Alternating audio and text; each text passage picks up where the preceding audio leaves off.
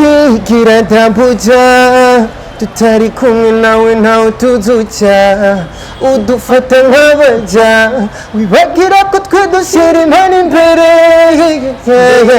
Wowe mu upcoming yose uri kurakora impano nimba wiyumva neza kwifisi gerageza ukora ikintu kiza gutuma wawo ndi wari kurasaba collabo yemera kugufasha nta bindi wowe umwereka ishaka ukore akwankiye uvuga ati ntariba ahubwo ushiremo rya shaka ubundi munsi uzogenda kumusaba collabo nawe usange yarashaka ko muyikorana gusa ari hamwe aho ubustar avuga ati sishobora kumusaba collabo na akarayo ariko tu mu mutima avuga ati ga mu petit twokorana none baza yuko atari abaririmbyi ko ari aba legend bo babona impano ziko ziraza bakavuga ati mwana amwe twokorana igikorwa byogenda neza cyane umugabo ntabimusabe ariko sinzi ariko gusa habare aho tutaraga.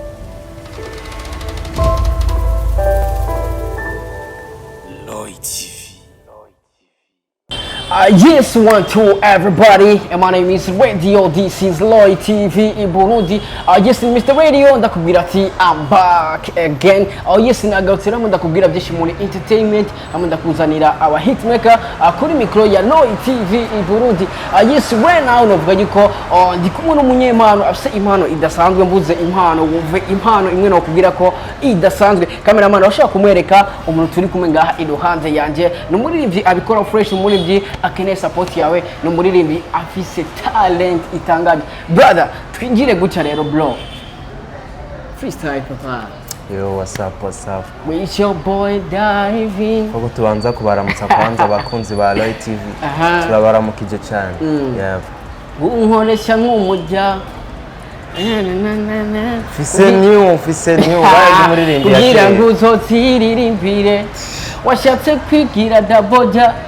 Sasa brother, freestyle papa. Shaka kwigira ndambuja tutari kumwe nawe ntawe tuzuca udufata nk'abaja wibagira ko twe dushyira impano imbere.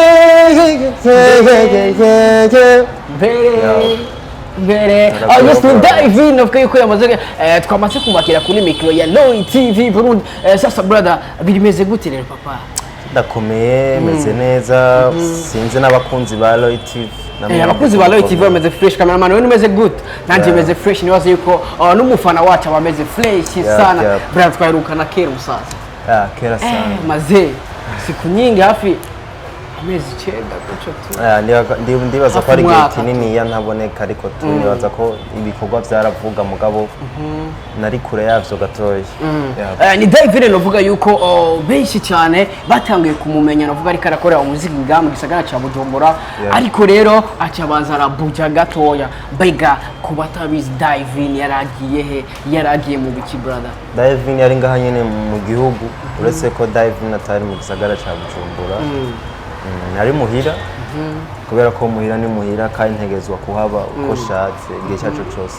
So novuga yuko ntari Bujumbura ariko nari muhira, nari mu ntara ikomeye cyane muri kino gihugu cy'u Burundi.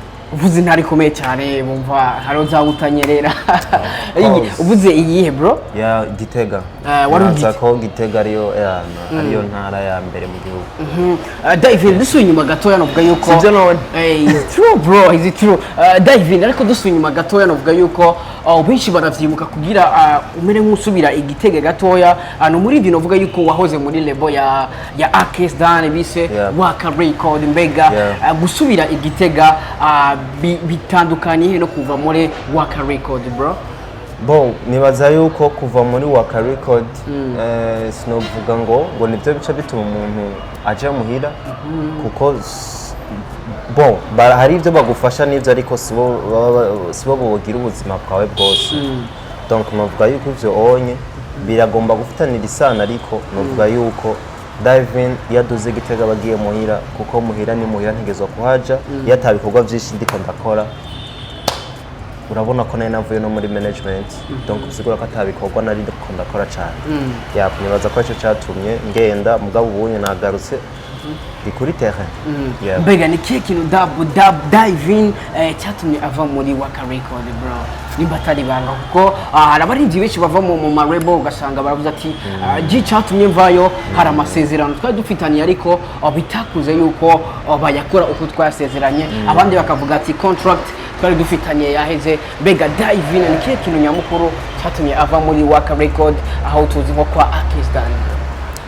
Ndamaze kubivuga inshuro nyinshi ko cyo wamenya cyo umuntu kugira ava hari biba hari impamvu ziba zabitumye, donc izo mpamvu rero si ngombwa ko umuntu azivuga zose. Nibaza ariko yuko mu muco ituma no naravuyemwo bimwe mu bibigize harimo kontra ariko siyo mpamvu nyamukuru cyane. Niyo mpamvu nakubwiye ati hari impamvu tutavuga kuri televiziyo, hariho n'impamvu dushoboye kuvuga. Ni kihe kintu Davin yahombye kubona avuye muri Waka Record? Kuko navuga yuko AKES DAN ni umwe navuga mu bantu bari bazamuye abantu, ugiye kubona landry promoter ni umwe mu bafashijwe na AKES DAN, harimo n'abandi benshi cyane no Rwanda vugira ngaha. Mbega Davin ni kihe kintu yahombye kubona avuye muri Waka Record bro? Icyo naba narahombye nibaza yuko icyo nahombye nicyo ntari bwabona nkoreye. Sasa rero sinuvuga ngo nahombye ibi na biriya, ariko umuntu umuvanye ntihabura ikintu uba ugiye utamukuyeko, kandi iyo ugiye ntubuzi ibyo uzohura nabyo. Muri make nibaza yuko yaramfashije, azabandanya afashe n'abandi. Hari umuntu ava ahantu ugasanga mu nyuma habayeho kwicuza. Mbega Davin ntiyicuza kubona yaravuye muri Waka Record? Nakubwiye iyo uvuye ahantu hari igihe uvayo hariho ikintu neza utarahakura. Wari ufite target ukavuga ati iki kintu sinari bwagikureyo, ukaza kubibona mu nyuma na wewe.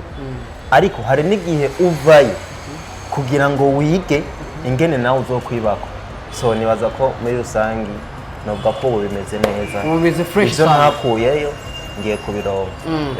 Davin wari mu gisagara cya Gitega, aho navuga yuko Gitega naho nyine hasanzwe hari abaririmbyi. Mbega wabonye abaririmbyi basanzwe bari Gitega bakwakiriye gute mu gihe wari umaze Gitega bro? Gitega hari abaririmbyi, ariko Gitega nibaza yuko ntabwo umuziki waho urakura cyane. Umuziki waho urakuze, ubona shimura kaze kandi havatara zikaze, ariko sinaza ko ariyo teka yo kwerekana ko umuziki naba nabivuze ni muhira mugabo niho hava impano zikomeye.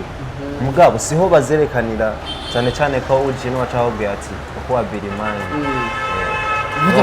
Uvuze ati nabi Birimana sori indirimbo yitwa Birimana bayiteke Birimana boy cyangwa Birimana ibisigaye ni donc novuga yuko niho havatara mugabo siho kwerekanira. Jewe rero ndiyo ntabwo nariko nkora umuziki, kuko n'umuziki wanje ndawukorera nga deja indirimbo bazokumpora iwanje shasha harimo rogo ya gigabit. Hari akantu uvuze bro, ariko turakagaruka ko mu nyuma abakozi ba Loy TV mwebwe gusa muze kuba gado turaza kumenya. Mbega Bidman cameraman nta kantu wumva musaza Bidman kintu narengeje ko navuze Bidman, ariko nanjye nta kantu narengeje ko musaza navuze ati Bidman. Sasa Davin navuga yuko wagarutse mu gisagara cya Bujumbura. Mbega abafana bawe cyangwa se abakunzi b'umuziki ndundi ni kihe kintu Davin abazanye uno munsi bro? Ndafite indirimbo yitwa bazokumpora yaje inyuma ya Daboja, izi nyuma y'izindi. Nibaza ko hari indirimbo ifite quality cyane. Nimba batayizi kwanza durashaka kuturimbira gatoya freestyle gatoya. Freestyle okay, nta kibazo. Please follow me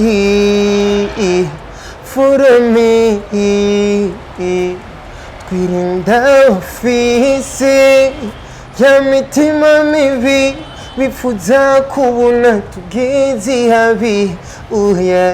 Umutima wanje warukonje none narunsi size yanje, nari nigunze none ndakunzwe. Yani shoot them. It's your boy Davin. Sasa brother, big up bro. Big wohora wumva impano yahora yumva gute brother? Iyo uririmbye basi dufate uri nko mu cyumba, cameraman wewe nibaza nawe urashaka gufotora ifoto ari wavuga ati cyewe ndakaze kwe. Sasa brother nawe iyo wicaye nk'ahantu ukaririmba uri wenyine ni kihe kintu wivira ku mpano ya brother cyangwa talent yawe uyumva gutewe ku bwawe? Kubw'iwanje ubwa mbere na mbere umuntu ategerezwa gukunda ivyiwiwe, nicyo kintu ca mbere. Ukunze ikintu cawe n'abandi baragikunda. So aho rero nza kwibonera ko mfise impano, aho ngene ndayibona nuko nkora ibintu abantu bakabishima, naje nkaba nabishimye, kuko iyo ukoze ikintu nubwo kuba ari iwawe urashobora kugishigikira mugabo wumva neza yuko hari akatagenda. Me gusa ushigikiye ivy'iwawe n'abandi barabikunda tu, ariko jewe ko abantu benshi bamaze kubimbwira nkarondegwa hirya no hino ati ngo dufashanye brother mu ndirimbo nini, koca mbona ko bakunze tarayi wanje. Yego hari abantu bakubwira ati jewe muri commentaire ndabona ama commentaire ari negative, mbega bihora bishika nka Davin ku ndirimbo yiwe akabona ya commentaire avuga ati uzi kuririmba cyangwa uririmba nabi, bihora bishika bro mu commentaire yo mu ndirimbo. Nibaza yuko mu commentaire hatabayemo ama commentaire agutuka cyangwa ama commentaire agusubiza inyuma cyangwa ama commentaire akuvuga nabi ntanamwe upfugetse. Donc wo ucuga umukora bya bindi nyene bya bindi donc ntuwa melior bya bindi nyene ataba barabikunda kumbe haba harimo n'abakubesha. Ariko nibaza yuko abagira boje nta commentaire nyinshi vraiment mbi nkwiye kubona. Commentaire mba mbona keshi nizo kuvuga ngo urimba nka Double J, bigana Double J, wogira kunuku. Ariko nibaza yuko nta commentaire yovuga ati ntuzi kuririmba ndabona mu buzima bwanjye. Mbega kubona bakubwira kuri bana Double J ko vyawe kubgawe uvyakira gute, kuko Double J no muririmbyi novuga yuko akomeye cyane brother, ni izina rikomeye rifise power. Mbega bakubwiye urimba nka Double J kubgawe uvyakira gute cyangwa ubifata gute bro? Ni ikintu kiba kinyereka ko nakoze igikorwa ciza, kuko yaba nkora bibi ntibovuga ko ndirimba nka naka, kuko nimba bamwemera bagaca bavuga ngo ndirimba nkawe. Donc je mba mbona ko bwa wundi ari ikintu gikomeye mba nakoze, ariko tunaza yuko kurimba nka Double J kuba babimbwira ni bisanzwe, kuko nawe ni yatangaye bavuga ngo wigana naka. Umuzi no bavuga ngo ndabizi kamera man rajua sinabijua, ariko ubu ntabyo bakivuga. None dufatike turekike. So kuba bivuga na uburenganzira bwabo, umuntu ashobora kuvuga icyo abona nico iyo ide zabo sizibi. Ni bon, ivyumviro byose bihari kugira ngo uze gutora kimwe kikubaka. Yapa aho bari hose rero big up jewe n'amahoro menshi cyane. Mbega bihora bishika Davin akayaga na Double J inbox cyangwa face to face bro? Hano musi no twarayaga nkiri Gitega, hari musa basanzwe bava hamwe Double J n'umunyagitega na Davin n'umunyagitega, kandi baririmba ko urumva yuko bikwiye ko muhura brother muka je kweri nagiye collabo ndayifuza mu gihugu. Ndayifuza kugira ngo abantu ntibasubire kuguma bavuga ngo urimba nka naka. Nibasanga turirimba kumwe naho ntaco bizontwara, kaye na Double J ntaco bizomutwara. Nibaza yuko rero ari ivyo, nibaza yuko igikuru nuko mba ndiko ndakora ibikorwa vyiza abantu bikabashimisha. Sasa brother, kugaruka muri Buja Flavor twakumenye ufashwa na AKES DAN. Bega uno munsi Davin kugaruka muri Buja Flavor ariko arafashwa nande, bimeze gute cyane waje kugatwe kawe wenyene brother? Nibaza yuko umuntu agirwa n'abandi. Imana imaze kukuremeka gushiraho, donc abantu nabo nyene baragufasha kubw'Imana nyene. Nibaza yuko sinshobora kubaho kubera umuntu umwe gusa, kandi sinshobora gutakara kubera umuntu umwe gusa ngo yameze.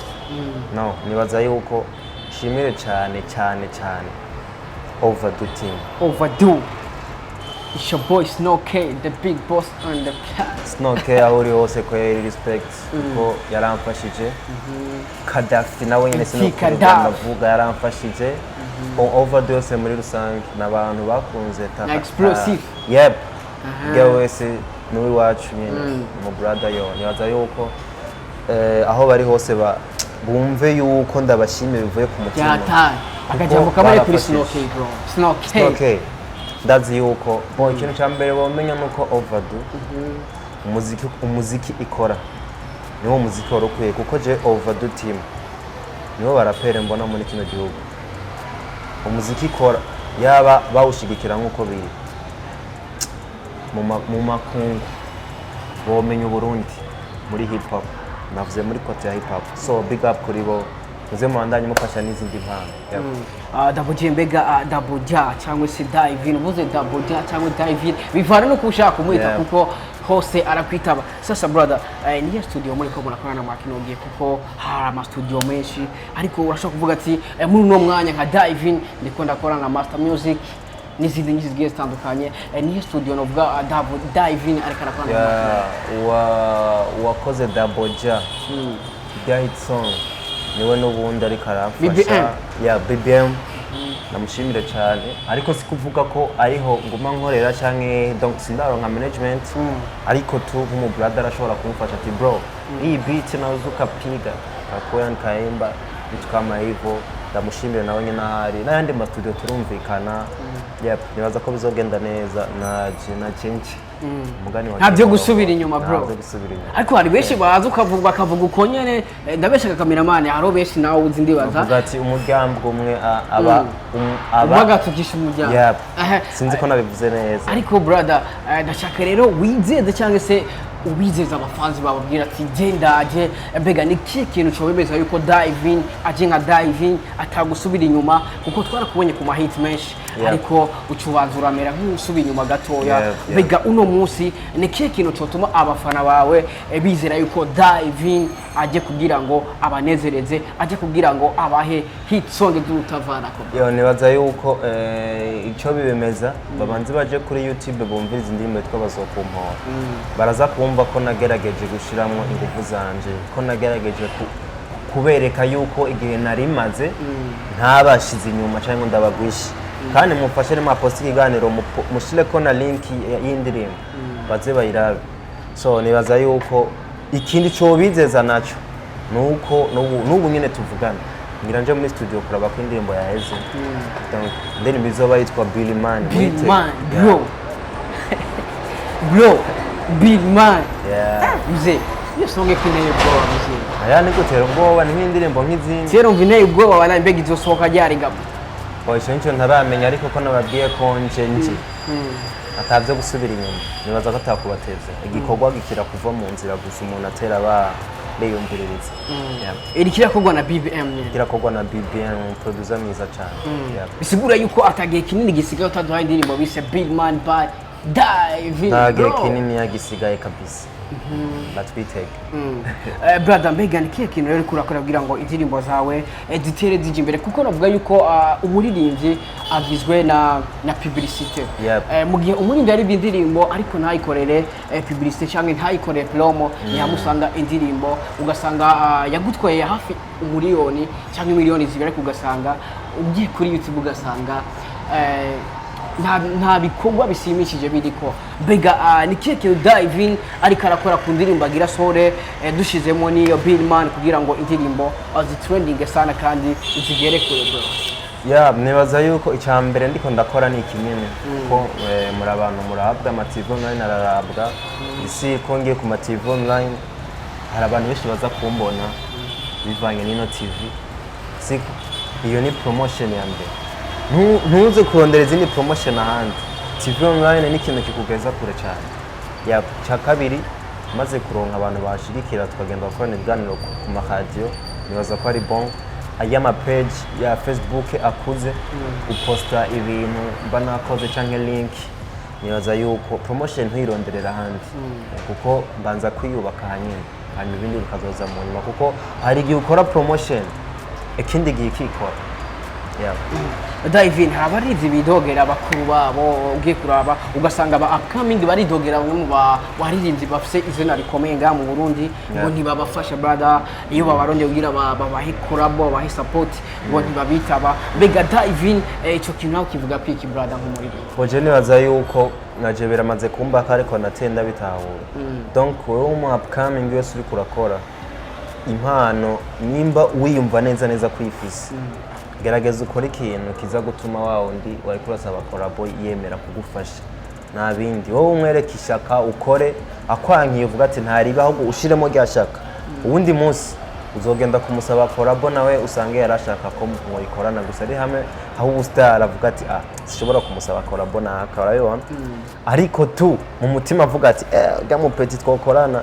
None baza yuko atari abaririmbyi twakora aba legend bobo babona impano ziko ziraza bakavuga ati mwana amwe twakorana igikorwa byogenda neza cyane umugabo ntabimusabe ariko sinzi ariko gusa haba ari aho tutaragera kugira ngo ntibaduye korabo kumbure ariko byose no gukora bizoza yabo mbega ubona ivyo bakora byari bikwiye cyangwa ko ivyo bakora nibaza yuko hari gihe biba bikwiye n'undi mwanya bitaba bikwiye hari gihe biba bikwiye gutere hari gihe biba bikwiye mu gihe kuko nk'ubunye meme abaririmbyi ubona bariko barakora ubona ko impano zabo ziriko ziraduga abanyene ubona bazwi ntarinze kuvugwa amazina kugenda guca aririmbana n'umuntu ari akija muri studio canka so indirimbo kabiri si support yego ni support kandi yumva neza ko atara uwo muririmbyi atararekura n'igikorwa umvuga ati igikorwa ni ciza vraiment kimeze neza cyane kuri kote ya production kuri kote nyene yaririmbye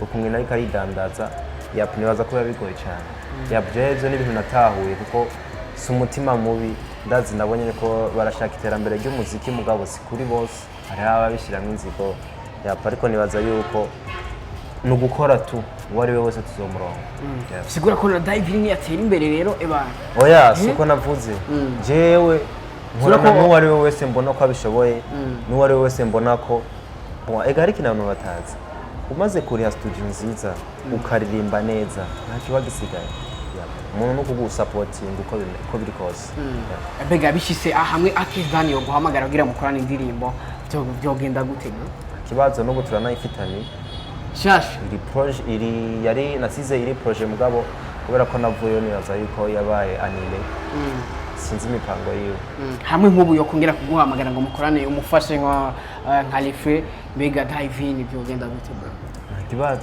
erega nta kintu twapfuye kinini cyane cyo tuma tutaramukanye big up kuri twitegere nini ndirimbo uzokorera muri Waka Record kwa AKES boom muri kano kanya navyo mbona ariko nibyashika nta kibuzi ariko muri no mwanya siyo ndiko ndakorera ndiko ndiyubaka ukiwanje hari akantu wavuze yuko ufashwa na BBM kuza kugufasha muri no minsi mbega uri kurategura iki ku buryo hamwe BBM nayo hagarika kugufasha kugira ngo ibikorwa byawe bigume bibandanya kugira ngo abafana bawe bagume bakubona uri update bro mu bisanzwe ikintu kimwe bomenya abafans jewe nta management fisi BBM ni kwa kuntu usanga muri abagenzi kuko niwe yari umuproducer wanje muri Waka donc rero ntiyantaye mu mutima nagumyeyo umutima wiwe donc aramfasha ashobora kumbwira ati bro kuri kote ya production ukora audio ashobora kumfasha akankorera song urumva cyo n'igikorwa kinini cyane abakozi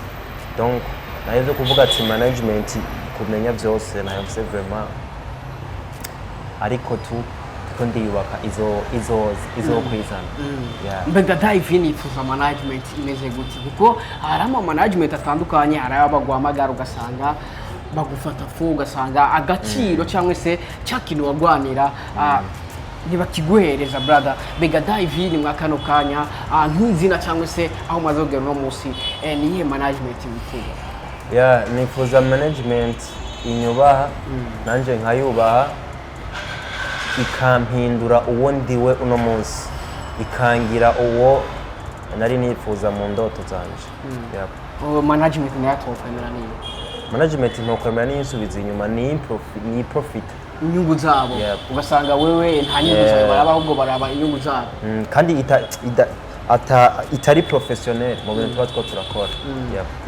yes bakunzi ba Loy TV Davin kuri mikoro ya Loy TV Burundi akubwira ati right now udaje gupambana kugira ngo nanje ibintu byanje bigume biri update yes yatubwiye ko afite indirimbo shasha yise Billman sasa isoko ya Billman murayizi bakunzi ba Loy TV witege iyo ndirimbo Double J KILIKU ariko je nta bintu bya Double J cyo KILIKU navuze bro Billman reka basta okay sawa reka turindire Double J na KILIKU reka turindire indirimbo Billman sasa brother ni kintu yo wogira abakunzi kugira ngo bitege bishasha kugira ngo bagume baguteza amaso kugira ngo bitege ibintu bishasha ugiye kubazanira ni mu gihe umaze kuvuga yuko wagarutse kugira ngo ubaye bya bintu bimeze fresh atagusubira inyuma bro bagende kuri YouTube barabe indirimbo bazokumora indirimbo ifite quality indirimbo na jewe numva ko nati indirimbo nta kanenge na kamwe iyo yumvirije uvuga ati vraiment indirimbo nta kanenge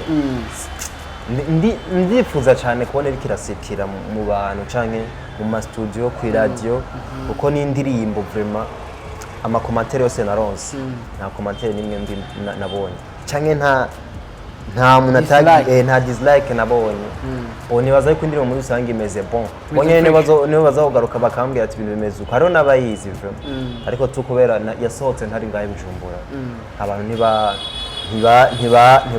ntibabibonye cyane ariko yaharira akaze diving kandi nayo nyene peut-être ko nzoyigirira na video nubwo ntarabibona neza bitege bishasha bimeze gute kuva kwa diving na mugihe yamaze gushika muri Buja Flavor Arena akubwira ati eba ndaje ntasubire inyuma bitege ibikorwa vyiza bitege bwa bwitonzi nyene fise kuri jewe ko sinzi kwishira hejuru bitege indirimbo zimeze neza bitege ko ntazoba maramaza bampe ikibanza bagwetare akomeye kugira ngo nanje ngerageze ndabenge ko ndagikwiriye AKES DAN ndagushimire wagerageje kutubwira byinshi nibaze yuko nimba uri umufana wa DAN witege indirimbo shasha genda kuri YouTube channel yiwe urabe indirimbo shasha yiwe kugira ngo unakore subscribe kuri YouTube channel kugira ngo ikindi no usaba abafana nuko nkiri muri waka barabizi account nanise muri waka usenye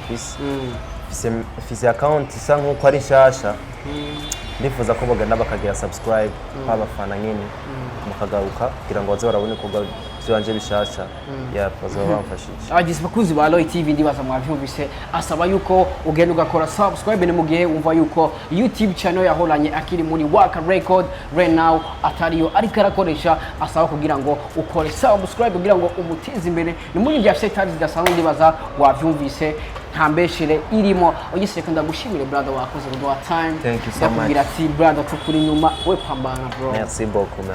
Yes bakuzi ba Loy TV yari Mr Radio kuri mikro ya Loy TV kuri mikro ya kabiri wari kumwe na Davin kuri kamera wari kumwe na Alpha J umukameramani abikora fresh sana niwe yatumye aya image ubona yuko ameze neza cyane niwe yatumye aya majwi agushikira ameze fresh sana reka ndagusabire gukora subscribe kuri YouTube channel ya Davin ucukora na subscribe kuri YouTube channel ya Loy TV kugira ngo ibintu bikomeze kuba update ndakubwira yuko uno mwaka dufise akazi kenshi sana no gupambana je na Alpha J umukameramani wa Loy TV Radio Davin we love you so much Alpha J we love you so much respect